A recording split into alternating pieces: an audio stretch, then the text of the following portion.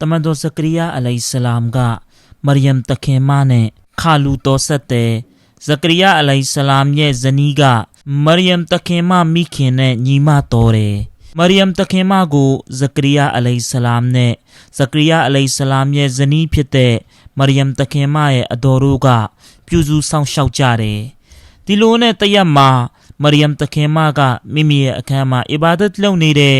မရိယမ်တခင်မစီကိုတမန်တော်ဇကရီယာအလိုင်ဆလမ်ရောက်သွားတဲ့အခါမှာယာဒီမဟုတ်တဲ့အသီးနှံတွေကိုတွေ့တယ်အဲ့ဒီအချိန်အခါကဒီအသီးတီးတဲ့ယာဒီလည်းမဟုတ်ဘူးအဲ့ဒီလိုအခါမျိုးမှာဇကရီယာအလိုင်ဆလမ်အောပြီးတော့မေးတယ်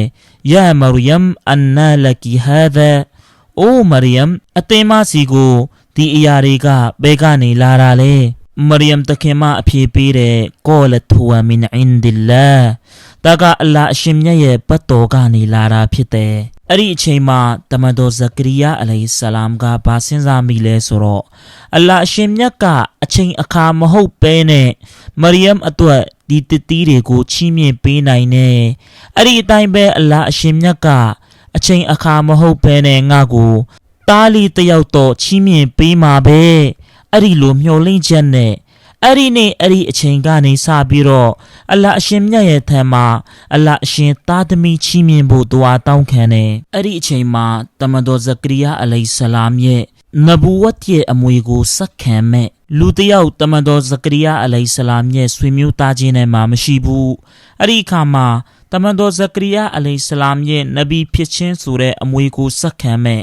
သားတယောက်ဇကရီယာအလိုင်ဆလမ်တိတ်ကိုလိုချင်ခဲ့တယ်အလ္လာဟ်ရှင်မြတ်ထံပါတော်မှာဒူအာတောင်းနေရဘ်ဘီဟဘလီမင်လဒွန်ကဝလီယာယရီသုနီဝယရီဆူမင်အာလီယာကူဘအိုအလ္လာဟ်အရှင်ကျွန်တော်နဲ့တမန်တော်ယာကူဘ်အလိုင်ဆလမ်ရဲ့တားစဉ်မြေးဆက်ရဲ့အမွေတွေကိုစက္ခံမဲ့တားတော်တပါးကိုအလ္လာဟ်အရှင်ချီးမြှင့်ပေးတနာတော်မူပါဒီလိုပုံစံမျိုးလဲဒူအာတောင်းခဲ့သေးတယ်ရဘ်ဘီဟဘလီမင်လဒွန်ကဇူရီယတန်တယီဘာအိုးကျွန်တော်မျိုးကိုမွေးမြူဖန်ဆင်းတော်မူသောအရှင်မြတ်ရဲ့ထံပါတော်ကနေပြီးတော့တန်ပြန်စင်ကြဲတဲ့သားတော်တပါးကိုအရှင်ချီးမြှင့်ပေးတနာတော်မူပါကျွန်တော်မြတ်ကုရ်အာန်ဆူရာမရိယမ်နဲ့မှာအလ္လာဟ်အရှင်အမိန့်ရှိထားသေးတယ်အစ်နာဒါရဘ်ဘဟူနီဒါအန်ခဖီယာဇကရီယာအလိုင်ဆလမ်ကမိမိရဲ့မွေးမြူဖန်ဆင်းတော်မူသောအရှင်ကိုတီးတိုးစွာလျှောက်ထားခဲ့တယ်ရဘ်ဘီအင်နီဝဟနလ်အဇမူမင်နီဝရှတအလ်ရအဆူရှိုင်ဘန်ဝလမ်အကွန်ဘီဒူအာအီကရဘ်ဘီရှကီယာအိုကျွန်တော်မျိုးကိုမွေးမြူဖန်ဆင်းတော်မူသောအရှင်ကျွန်တော်ရဲ့အယိုးတွေကဆွေးမြေ့နေပါပြီကျွန်တော်ရဲ့ဦးခေါင်းကသပင်တွေဖြူပြီးတော့ဖြူဖွေးတောက်ပါနေပါပြီ။အိုးကျွန်တော်မျိုးကိုမွေးမြူဖန်ဆင်းတော်မူသောအရှင်ကျွန်တော်မျိုးကမိသည့်အခါမှအရှင်မြတ်စီကဒူအာတောင်းခံပြီးလက်မှန်မဖြစ်ဖူးပါဘူး။လေးစားတဲ့လူကြီးမင်းများခင်များဒီအာယတ်တော်မှာအလ္လာဟ်ရှင်မြတ်ကတမန်တော်ဇကရီယာအလိုင်ဆလမ်အလ္လာဟ်စီမှာတီးတိုးစွာဒူအာတောင်းခံတဲ့အကြောင်းကိုအလ္လာဟ်အရှင်အမိန့်ရှိခဲ့တယ်။ပညာရှင်တွေအမိန့်ရှိတဲ့ဒူအာတောင်းခံတဲ့အခါမှာအဲ့ဒီတိုင်းပဲဇီကီလုပ်တဲ့အခါမှာအတန်တီးတိုးစွာပြုလုပ်ခြင်းကအမျက်ဆုံးပဲဖြစ်တဲ့အဲ့ဒီတော့ကြောင့်မိမိနဲ့အလ္လာဟ်နဲ့နှစ်ဦးတည်းတီးတိုးစွာဒူအာတောင်းခံမှာဒါကတိတ်ကိုမုံမြတ်တဲ့အဲ့ဒီတိုင်းပဲတမန်တော်ဇကရီယာအလိုင်ဆလမ်ကအလ္လာဟ်အရှင်မြတ်ရဲ့ရှေ့တော်မောင်းမှာ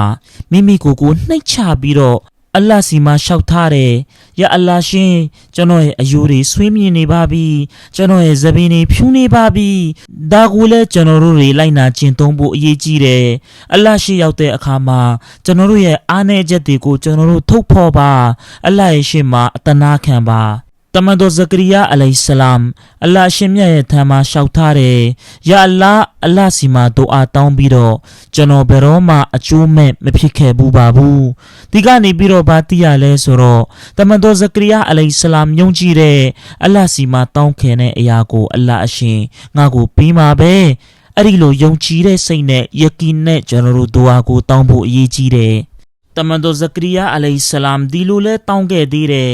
ဝဂျအလ်ဟူရဘ်ဘီရဒူယာအိုကျွန်တော်မျိုးကိုမွေးမြူဖန်ဆင်းတော်မူသောအရှင်အဲ့ဒီသားကိုအရှင်မြတ်နှစ်သက်တဲ့သူတယောက်ပြုလုပ်ပေးပါ ဒီနေရာမှာကျွန်တော်တို့ရဲ့သားသမီးတွေအတွက်တောင်းပေးနေတဲ့ဒူအာနဲ့တမန်တော်ဇကရီယာအလိုင်ဆလာမ်မိမိရဲ့သားအတွက်တောင်းတဲ့ဒူအာတိတ်ကိုကွာသွားပြီကျွန်တော်တို့သားသမီးတွေအတွက်ဘယ်လိုဒူအာတွေတောင်းကြလဲဆိုတော့အလ္လာဟ်အရှင်သူ့ကိုရိုဇီရိတ်ခါချီးမြှင့်ပါအတန်အရှိကြီးချီးမြှင့်ပါအဲ့ဒီတိုင်းမဲ့သူ့ကိုဒုနီယာအာခိရတ်နဘဝနထာနာလုံးမှာကံကောင်းခြင်းတွေချီးမြှင့်ပါသူ့ကိုအာဖီယတ်ပေးပါသူ့ကိုပညာရေးမှာတိုးတက်အောင်မြင်အောင်ပြုလုပ်ပေးပါတာဒနာကိုသိအောင်ပြုလုပ်ပေးပါစသဖြင့်အဲ့ဒီလိုဒူအာတွေအများကြီးကျွန်တော်တို့တောင်းကြတယ်ဒါပေမဲ့တမန်တော်ဇကရီယာအလိုင်ဆလာမ်အလ္လာဟ်စီမှာဒီဒူအာပဲတောင်းတယ်ယာအလ္လာဟ်ရှင်အဲ့ဒီသားကိုအလ္လာဟ်အရှင်နှစ်သက်တဲ့သူဖြစ်အောင်ပြုလုပ်ပေးပါအလ္လာဟ်အရှင်နှစ်သက်သွားရင်ဒုနီယာမှာလည်းသူ့အတွက်အစဉ်ပြေသွားမယ်အာခိရတ်မှာလည်းသူ့အတွက်အစဉ်ပြေသွားမယ်လေးစားတဲ့လူကြီးမင်းများခင်များဒူအာဆိုတာကလည်းတောင်းပုံတောင်းနည်းရှိတယ်အဲ့ဒီတောင်းပုံတောင်းနည်းတွေကိုအလ္လာဟ်အရှင်မြတ်ကမိမိရဲ့နဗီတမန်တော်တွေကိုအလ္လာဟ်အရှင်တင်ကြားပေးတယ်နဗီတမန်တော်တွေကအဲ့ဒီလိုတောင်းခဲ့တယ်အဲ့ဒီလိုတောင်းခဲ့တာကိုအလ္လာဟ်အရှင်မြတ်ကကျမ်းတော်မြတ်ကုရ်အာန်ထဲမှာအလ္လာဟ်အရှင်ပြန်ပြီးတော့အမိန့်ရှိတော်မူတယ်ဒီကနေအလ္လာဟ်အရှင်မြတ်ကကျွန်တော်တို့ကိုလည်းဒီနဗီတမန်တော်တွေဒူအာတောင်းခဲ့သလိုမျိုးဒူအာတောင်းပုံတောင်းနည်းကိုအလ္လာဟ်အရှင်ကျွန်တော်တို့ကိုသင်ကြားပေးနေတာပဲဖြစ်တယ်ဒီနောက်ပိုင်းမှာတော့အလ္လာဟ်အရှင်တမန်တော်ဇကရီယာအလိုင်ဆလာမ်ကိုအမိန့်ရှိတယ်အင်နာနူဘရှိရုကဘီဂူလာမင်စ်မူဟူယဟယာလမ်နဂျအလ်လဟူမင်ကဘလူဆမီယာငါရှင်မြတ်ကအသင်ကိုယဟယာလို့နာမည်ရှိတဲ့တားတော်တပါးချီးမြှင့်မဲ့တရင်ကောင်းကိုချီးမြှင့်ပေးတနာတော်မူတဲ့ငါအရှင်မြတ်ကအဲ့ဒီယာယာဆိုတဲ့နာမည်ကိုဒီအရင်မှာဘသူအတွက်မှထားခဲ့ပေးတာမျိုးမရှိသေးဘူးအဲ့ဒီတရင်ကောင်းကြားရတဲ့အခါမှာဇကရီယာအလိုင်ဆလာမ်အားသင်ပြီးတော့နှုတ်ကနေဒီလိုပြောမိတယ်ရဘ်ဘီအန်နာယကူနူလီကူလာမန်ဝကာနတ်အမ်ရာတီအာကီရန်ဝကဒဘလဂတူမင်အလ်ကိဘရီအီတီယာအိုကျွန်တော်မျိုးကိုမွေးမြူပန်းစင်တော်မူသောအရှင်ကျွန်တော်ရဲ့အမျိုးသမီးကခလေးမရနိုင်တဲ့အမြုံဖြစ်သွားပြီးအဲ့ဒီအတိုင်းပဲကျွန်တော်ကလည်းလုံးဝအဆုံးအစွန်အိုမင်းရေရော်နေပြီးကျွန်တော်တို့ဘယ်လိုပုံစံကလေးရအောင်မလဲဇကရီယာအလိုင်ဆလာမ်အောပြီးတော့ဒီလိုပြောမိတဲ့အဲ့ဒီအခါမှာအလ္လာဟ်အရှင်အမိန့်ရှိတယ်ဟူဝါအလိုင်ယဟိယွန်ဒီကိစ္စကငါအရှင်မြတ်ရဲ့အပေါ်မှာတိတ်ကိုလွယ်ကူတဲ့ကိစ္စဖြစ်တယ်ဝကဒခလကတုကမင်ကဘလူဝလမ်တကူရှိအာအဲ့ဒီအရင်ကငါအရှင်အသင်ကိုဖန်ဆင်းခဲ့တယ်အဲ့ဒီအချိန်တုန်းကအသင်ကမိသည့်အရာမှမဖြစ်လာသေးဘူးဆိုလိုတာကငါအရှင်ကအသင်ကိုလည်းအဲ့ဒီအတိုင်းပဲဖန်ဆင်းပြီးတော့ဒီလိုအသက်အရွယ်ကြီးရင်အောင်ပြုလုပ်လိုက်ပြီးအဲ့ဒီပုံစံအတိုင်းအသင်ရဲ့သားကိုဖန်ဆင်းရတာလေဒါကခက်ခဲတဲ့ကိစ္စမဟုတ်ဘူးငါအရှင်မြတ်အတွက်တိတ်ကိုလွယ်ကူတဲ့ကိစ္စပဲလေးစားတဲ့လူကြီးမင်းများခင်များဒီတော့တမန်တော်ဇကရီယာအလိုင်ဆလာမ်အလ္လာဟ်အရှင်မြတ်ထံမှာဒူအာ၃ခုတောင်းခဲ့တယ်ပထမဒူအာကဘာလဲဆိုတော့ရဘ်ဘီဟဘလီမင်လဒွန်ကဇူရီယတန်တယီဘာအိုကျွန်တော်မျိုးကိုမွေးမြူဖန်ဆင်းတော်မူသောအရှင်ကျွန်တော်မျိုးကိုအသင်ရဲ့ထံပါတော်ကတံပြန်စင်ကြဲတဲ့တားစီမြေဆက်ကိုချီးမြှင့်ပေးတနာတော်မူပါဒုတိယဒူအာကဘာလဲဆိုတော့ဖဟဘလီမင်လဒွန်ကဝလီယာအိုကျွန်တော်မျိုးကိုမွေးမြူဖန်ဆင်းတော်မူသောအရှင်ကျွန်တော်မျိုးကိုအရှင်မြတ်ရဲ့ထံတော်ပါကအမွေစားအမွေခံတားတော်တပါးကိုချီးမြှင့်ပေးတနာတော်မူပါတတိယဒူအာကဘာလဲဆိုတော့ رب لا تذرني فردا وأنت خير الوارثين အိုကျွန်တော်မျိုးကိုမွေးမြူဖန်ဆင်းတော်မူသောအရှင်ကျွန်တော်မျိုးကိုတာသမီမရှိဘဲနဲ့တူတဲ့မစွန့်လွတ်ထားတော်မူပါနဲ့ဣဇာတဲ့လူကြီးမင်းများခင်များတမန်တော်ဇကရီယာအလိုင်ဆလာမ်ကအလ္လာဟ်ရှင်မြတ်ရဲ့ထံပါတော်မှာဒူအာ၃ခုကိုတောင်းခံခဲ့တယ်။ဟာဒီစ်တော်မှာလာရှိတဲ့အလ္လာဟ်ရှင်မြတ်ရဲ့ထံပါတော်မှာဒူအာတောင်းခံတဲ့အခါမှာအနည်းဆုံး၃ချိန်တောင်းခံပါဒီဟာဒီစ်ကမွတ်စလင်ကျမ်းထဲမှာရှိတယ်။အဲ့ဒီအတိုင်းပဲဒူအာတောင်းနေဆိုတာကအလ္လာဟ်အရှင်မြတ်ကိုကျွန်တော်တို့အမိန့်ပေးနေတာမဟုတ်ဘူး။အလ္လာဟ်ရှင်ကျွန်တော်ကိုဒါပေးပါအဲ့ဒီလိုမျိုးနဲ့ကျွန်တော်တို့တောင်းလို့မပြီးဘူး။ အလ္လာဟ်အရှင်မြတ်ရဲ့ရှေ့တော်မှောက်မှာမိမိရဲ့အားနည်းချက်တွေကိုထုတ်ဖော်ရမယ်။ယာအလ္လာဟ်အရှင်ကျွန်တော်မှာဘာဆိုဘာမှအာရင်မရှိပါဘူး။တိတ်ကိုအာရင်ချိနေတဲ့ယောဂဝေဒနာတွေခံစားရတဲ့အလ္လာဟ်အရှင်ကျွန်တော်ကိုတနာပါ။အလ္လာဟ်အရှင်မြတ်ရဲ့အရှင်မှာမိမိကိုယ်ကိုအတနာခံရမယ်။ယာအလ္လာဟ်ရှင်အလ္လာဟ်အရှင်သာမချီးမြှင့်ဘူးဆိုရင်ကျွန်တော်အထီးကျန်တော်မှာပါကျွန်တော်ဆုံးရှုံးတော့မှာပါစသဖြင့်အလ္လာဟ်ရှင်မြတ်ရဲ့ရှေ့တော်မှောက်မှာအဲ့ဒီပုံစံဒူဝါတောင်းရမယ်ဒူအာတစ်ချိန်တောင်းပြီးသွားရင်ကျွန်တော်တို့တာဝန်ကျေသွားတာမျိုးမဟုတ်ဘူးမိမိရဲ့လူရင်းဆန္ဒတွေမပြည့်သေးတဲ့၍အလ္လာဟ်အရှင်မြတ်ရဲ့ထံမှာအချိန်ပေါင်းများစွာဒူအာတောင်းခံနေရမယ်ယူကျိုးစွာတောင်းရမယ်တမန်တော်ဇကရီယာအလိုင်ဆလမ်ကဒီဒူအာကိုတောင်းတဲ့အချိန်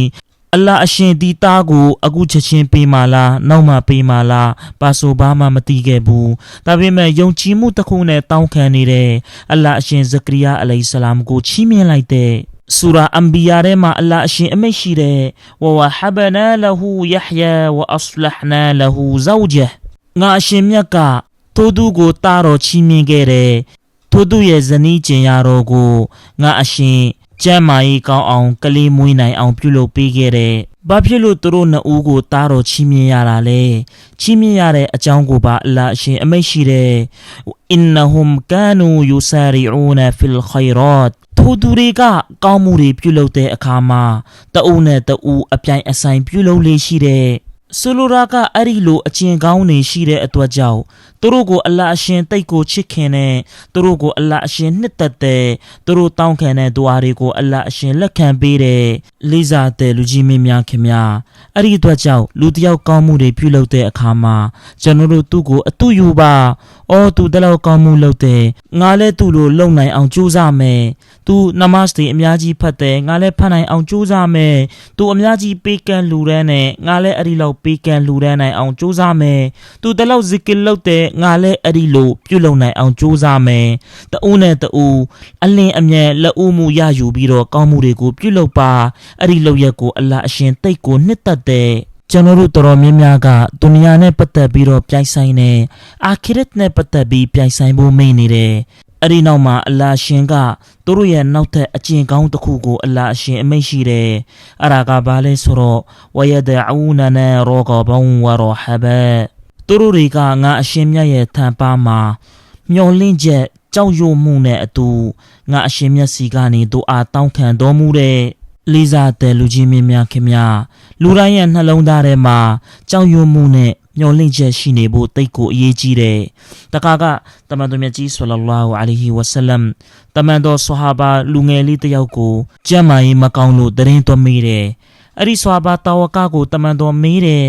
အခုအချိန်မှာအသင်ဘလို့ခံစားနေရလဲရှောက်ထားတယ်ယာရဆူလလာကျွန်တော်အခုအချိန်မှာအလ္လာဟ်အရှင်မြတ်စီကနေပြီးတော့အလ္လာဟ်ရဲ့ရာမတ်တွေကိုမျှော်လင့်နေတယ်အလ္လာဟ်အရှင်မြတ်ကျွန်တော်ကိုအဇာပြစ်ဒဏ်ချမှတ်မှာကိုလည်းကြောက်နေတယ်အဲ့ဒီလိုရှောက်ထားတဲ့အခါမှာတမန်တော်အမိန့်ရှိတဲ့လူတစ်ယောက်ရဲ့နှလုံးသားထဲမှာဒီအရာနှစ်ခုရှိနေမယ်တစ်ခုကအလ္လာဟ်ကိုကြောက်တယ်တစ်ခုကအလ္လာဟ်ရဲ့ရာမတ်ကိုမျှော်လင့်နေတယ်အဲ့ဒီလိုမျိုးခံစားချက်နှစ်ခုဖြစ်ပေါ်နေမယ်ဆိုရင်အလ္လာဟ်အရှင်မြတ်ကသူကြောက်ရွံ့နေတဲ့အရာကိုအလ္လာဟ်အရှင်သူ့ကိုအကြောက်တရားမဲ့သွားအောင်ပြုလုပ်ပေးတော်မူမယ်သူမျှော်လင့်နေတဲ့အရာတွေကိုလည်းအလ္လာဟ်အရှင်သူ့ကိုချီးမြှင့်ပေးသနာတော်မူမယ်ဒီဟာဒီစ်ကတီရမီဇီကျမ်းထဲမှာရှိတဲ့အလ္လာဟ်အရှင်ကျွန်တော်တို့အားလုံးကိုလိုက်နာနိုင်တဲ့အခွင့်အရေးချီးမြှင့်ပေးသနာတော်မူပါစေဝါအာခီရူဒါဝါနာအန်အလ်ဟမ်ဒူလ illah ရဘ်ဘီလ်အာလမင်